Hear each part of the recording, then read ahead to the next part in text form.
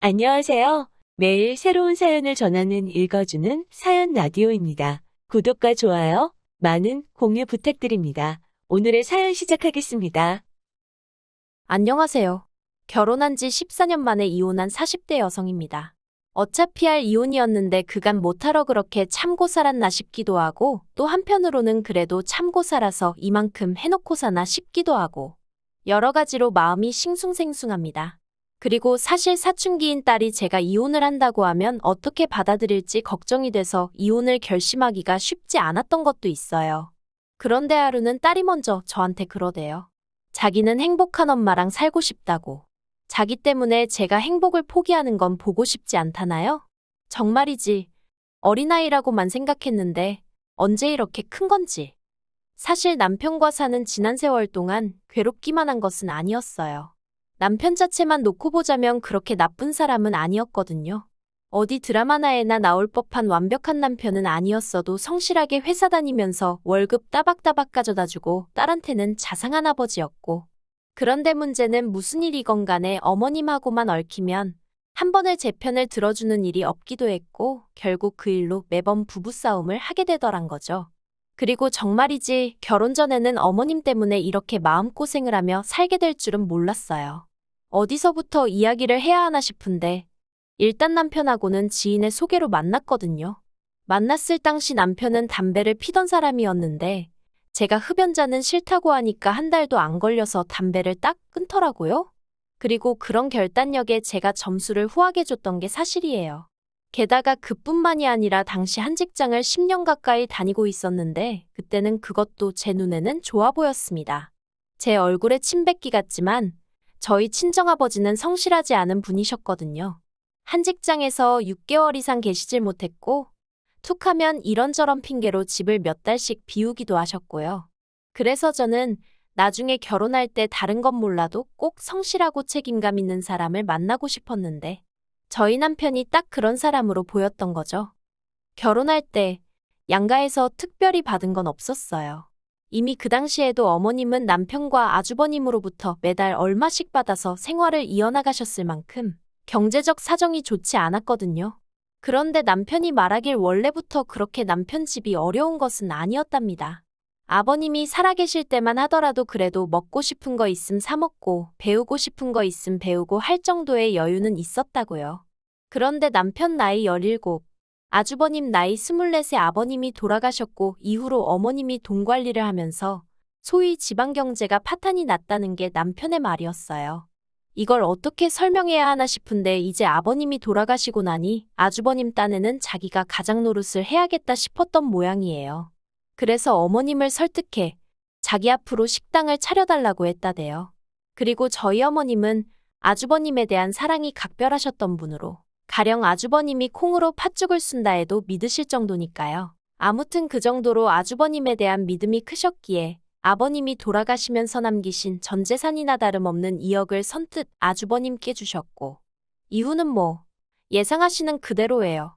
아르바이트도 한번 해본 적 없던 새님이 자기 손으로 라면 한 봉 끓여본 적 없는 새님이 식당을 차렸으니 안 망하는 게 오히려 이상한 상황이었죠. 아무튼 일이 그렇게 되었음에도 불구하고 어머님의 아주버님에 대한 사랑은 여전하셨고 그래서 아주버님이 결혼을 한다고 했을 땐 사시던 집을 담보로 대출까지 받아 전세자금을 마련해 주셨다 들었습니다. 그리고 그 전세자금을 주시면서도 남들 마냥 번듯한 집 한 채 사주지 못해 미안하다고 아주 대성통곡을 하셨다고요. 그런데 저희 결혼할 때는 제가 그런 속사정을 안다는 걸 어머님은 모르셨는지 아주버님 때도 한 푼도 못 해줬다는 거짓말을 아무렇지도 않게 하시더라니까요.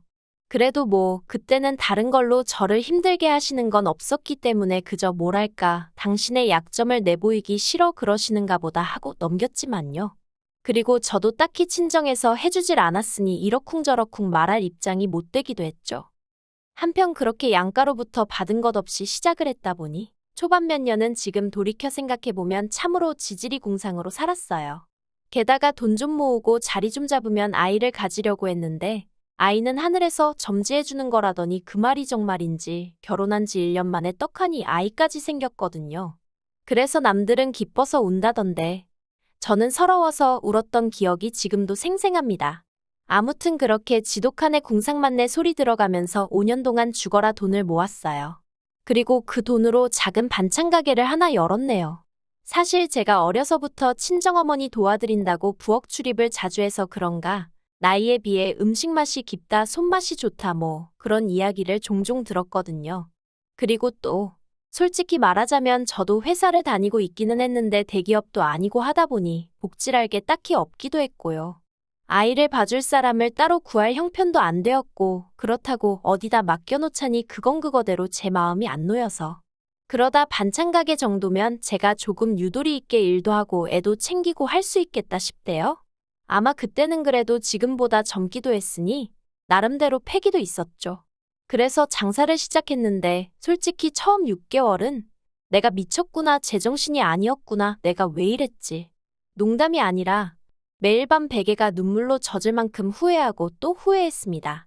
손님들에게 좋은 인상을 남기고 싶어서 좋은 재료로 정성을 다해 만든 반찬들이 결국 팔리지 않아 버리게 될 때면 거짓말 좀 보태서 가슴이 찢어지는 것 같았다니까요. 하지만 사람이 죽으라는 법은 없다더니 그렇게 한 세 달쯤 지나갈 때였어요. 제가 자세히 말할 수는 없지만 어떤 단체에서 도시락 주문이 들어왔습니다. 그리고 드시는 분들이 다들 어르신들이라고 하더라고요. 그래서 메뉴도 메뉴지만 맛이 나간에 있어서 평소보다 좀 더 세심하게 신경을 써드렸거든요. 그랬더니 제 정성이 전달이 된 건지 평이 너무 좋게 나왔어요. 그리고 알고 보니 그 도시락을 주문한 단체 대표 아들이 무슨 방송국 요리 채널 PD라대요. 그래서 그게 연이다 얼떨결에 요리 방송에 제가 나가게 되었고 그렇게 홍보가 되어서 갑자기 가게가 잘 되어가기 시작했죠. 그런데 가게가 잘 되니까 남편은 둘째치고 어머님이 관심을 보이셨어요. 어머님이 당신도 나와서 가게를 도울 테니 용돈 준다 생각하고 얼마씩 월급을 주면 안 되겠냐 하셨거든요. 그러면서 덧붙이시기를 당신이 나와 있는 동안에는 제가 집에 가서 애도 챙기고 하면 좋지 않겠냐고요. 사실 제 신조가 주인이 나와 있지 않은 가게는 망한다였거든요. 그래서 가게를 시작할 때는 유도리 있게 가게와 집으로 가며 장사를 하려고 했지만 이내 마음을 고쳐먹고 아이는 아이대로 어린이집을 보냈고 저는 가게 일에만 온 신경을 기울였었답니다. 그런데 그러다 보니까 장사라는 게 노력한 만큼 돈이 되다 보니 저도 모르게 가게 문을 점점 늦게까지 열어놓게 되고 그러니까 아이가 혼자 있게 되는 시간이 길어졌죠. 그래서 저도 나름대로 고쳐야지 방법을 찾아야지 생각하던 차였는데 어머님이 먼저 당신이 가게를 봐줄 테니 저는 집에 가서 애를 챙겨라. 솔직히 구미가 당기는 제안이긴 했어요. 특히 남도 아니고 어머님이니 믿고 맡겨도 되겠지 싶었거든요. 그런데 결론부터 이야기하자면 어머님께 반찬 가게를 맡긴 건 제 인생 최대 실수 중 하나라고 해도 과언이 아니었습니다. 사실 전에도 시댁을 드나들 때마다 어머님이 깔끔한 성격이 아니신 건 알고 있었어요. 냉장고에서 상한 음식이 나오는 경우가 허다했고 냉동실에는 언제부터 있었는지도 알기 어려울 만큼 정말 꽁꽁 얼어붙은 5만 가지 식재료들이 들어있었으니까요. 하지만 그럼에도 불구하고 제 반찬 가게는 제가 매일같이 쓸고 닦고 재고 파악하고 그랬으니 솔직히 어머님이 망쳐놓을래야 망쳐놓을 수 없을 거라 생각했거든요. 그런데 어머님의 위생 개념은 제가 예상한 그 이상이었습니다. 어머님이 가게에 나오기 시작하신 지 2주째 되던 날이었어요. 그날은 아이가 어린이집에서 소풍을 갔었기에 저도 굳이 집에 갈 이유가 없었고 그래서 어머님과 같이 가게에 있었거든요. 그런데 점심 손님들이 빠져나가고 나자 어머님이 하수구청소용 고무장갑을 끼고선 제가 재워둔 갈비 양념통을 휘휘 휘저으시는 게 아니겠어요? 그걸 본 제가 너무 놀라서 어머님더러 지금 뭐 하시는 거냐 했습니다.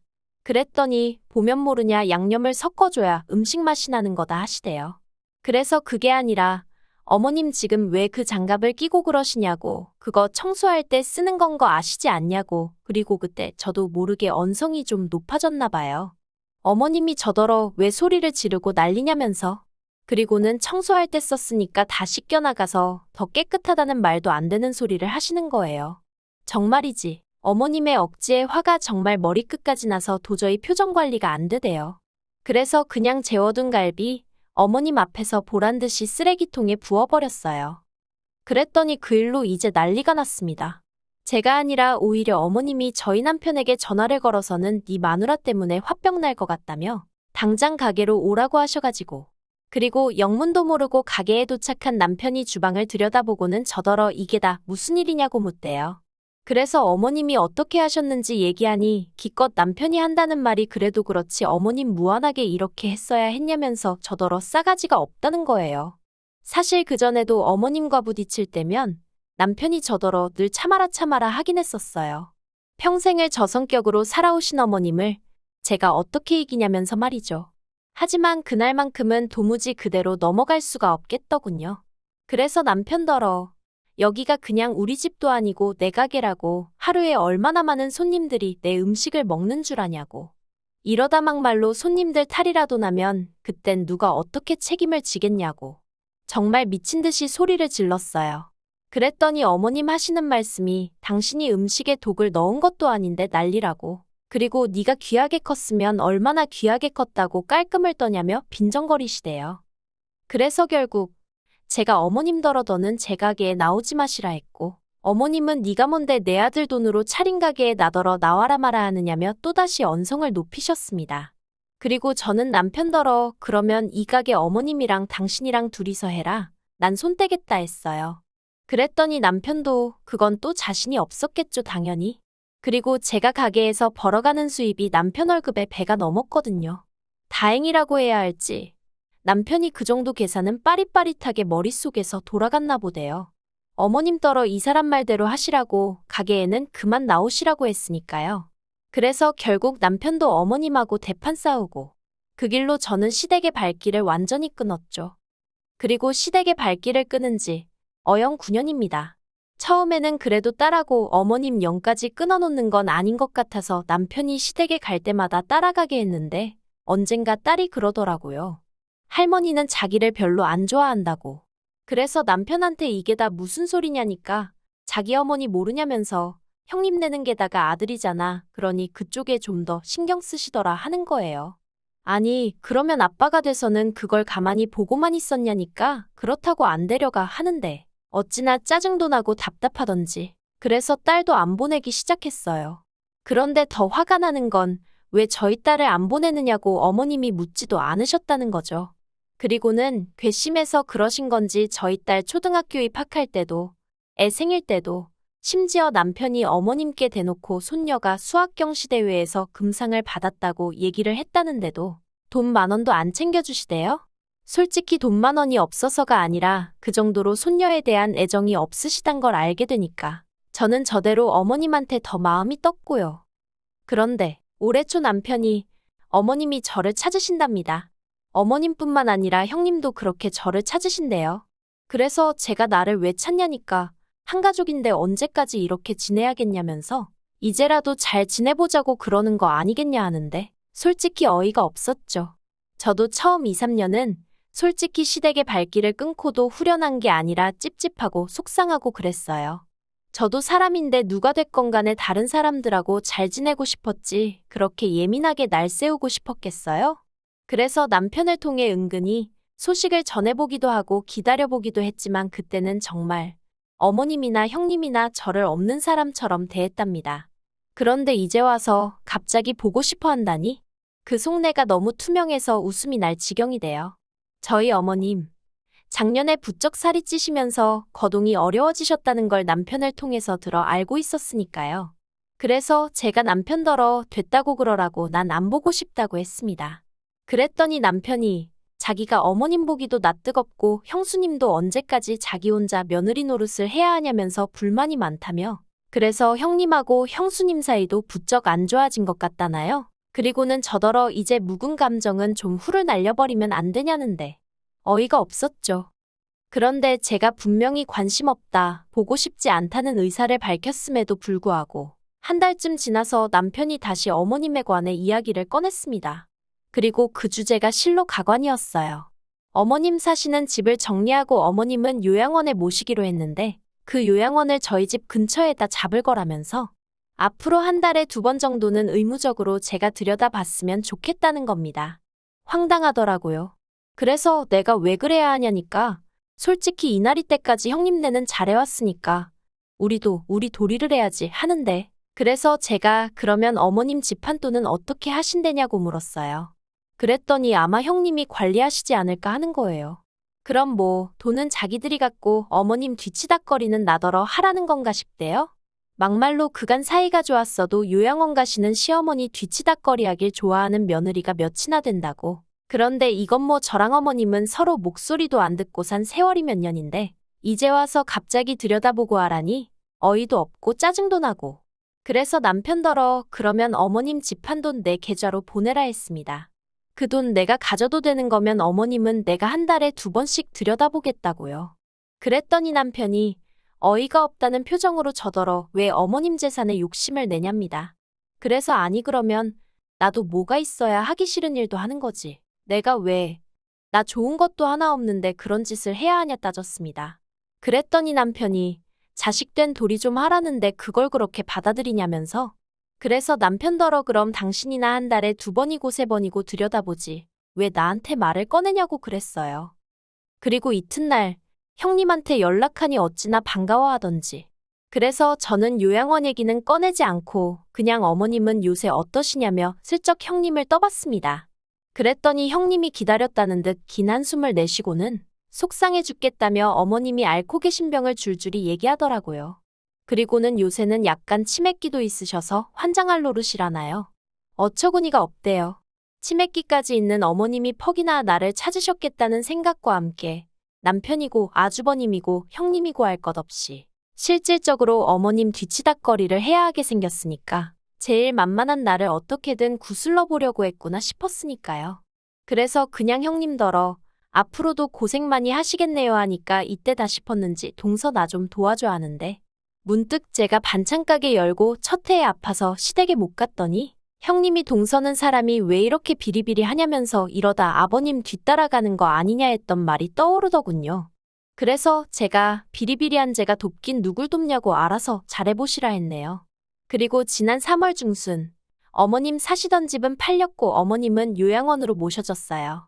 저한테 정말 무슨 기대라도 한 건지 저희 집에서 15분 거리에 모셨더라고요. 제가 형님더러 왕복 2시간도 넘는 거리를 어떻게 오가시려고 여기다 모셨냐 물으니 한다는 말이 그러니까 제가 많이 도와줘야 한답니다. 그놈의 도와주란 말 아주 지긋지긋하대요. 제가 남편더러 어머님 다른 요양원으로 모시던가 아니면 우리가 이사 갈 거라고 했어요. 참고로 남편은 회사를 나와 자기 사업한다고 돈을 까먹고 있는 상황이었고 그래서 집안 생활비는 전적으로 제 주머니에서 나오고 있었습니다. 살고 있는 아파트도 제가 반찬 가게를 하며 번 돈으로 샀다고 해도 과언이 아니었죠. 아무튼 그랬더니 남편이 어머님 모셔놓고 어딜 이사를 가냐며 자긴 못 간다고 저더러 집을 나가고 싶은 거면 혼자 나가라대요. 저만 나가면 아예 이참에 어머님을 여기로 모셔야겠다면서. 그리고 그 말에 저는 정말 우라가 치미는 심정이었습니다. 그래도 남편이 표현을 못해서 그렇지 나름대로 나한테 미안해할 거라고 생각했는데 전혀 그렇지 않다는 걸 알게 되었으니까요. 그래서 남편더러 이혼하자 했습니다. 보아하니 앞으로 어머님 상태는 나빠질 일밖에 없어 보이고 그래서 내 돈 쓰고 내 손 또 빌리고 그럴 생각이었나 본데 나 그렇게 바보천치 아니라고 이혼하자 했죠. 막말로 그간 어머님과 제 사이에서 아무런 역할도 안 하다가 이제 와서 왜 제 머리를 숙이게 만들지 못해 한 달인지 그것도 너무 화가 나고 한번 이혼 이야기가 나오고 나니까 정말 남편 꼴도 보기 싫더라고요. 그래서 남편과 제가 재산을 3대 7. 참고로 제가 7인데 여기 아이 양육비도 일시불로 받는 조건이었던지라 솔직히 만족스럽진 않아요. 아무튼 3대 7로 나누는 조건으로 이혼했습니다. 그런데 이달 초 남편이 술에 잔뜩 취해서 전화를 걸어왔어요. 그리고는 말하기를 자기는 이제 오갈 곳이 없다며 어떻게 해야 하냐입니다. 솔직히 그래도 한 입을 덮고 살던 세월이 있어 그런가 그 소리를 들으니 좀 당황스럽대요. 그래서 무슨 일이냐니까 그나마 이혼하면서 받아간 돈도 아주버님한테 어머님 병원비가 어떻고 하며 다 뜯겼고 아주버님이 그 돈 돌려받고 싶으면 어머님 모시고 둘이 어디 반지 하라도 구해줄 테니 거기 가서 살라고 그런다나요. 그러면서 자기가 어떻게 어머님하고 둘이 살겠냐면서 저더러 도와줘 살려줘 하는데 솔직히 미친 X인가 싶었어요. 그러니까 내 옆에 붙어 살았으면 그런 꼴은 안 당했을 거 아냐 그 소리가 정말 입 밖으로 튀어나갈 뻔했다니까요. 아무튼 뭐 달리 도와주고 싶은 마음도 없고 징징거리는 소리 듣기도 싫어서 더는 이유가 뭐가 됐건 연락하지 말라고 했어요. 꼴 좋다. 긴 이야기 들어주셔서 감사합니다. 오늘의 사연은 여기까지입니다. 구독과 좋아요, 알람 설정해주시면 앞으로 더 좋은 사연으로 찾아오겠습니다. 감사합니다.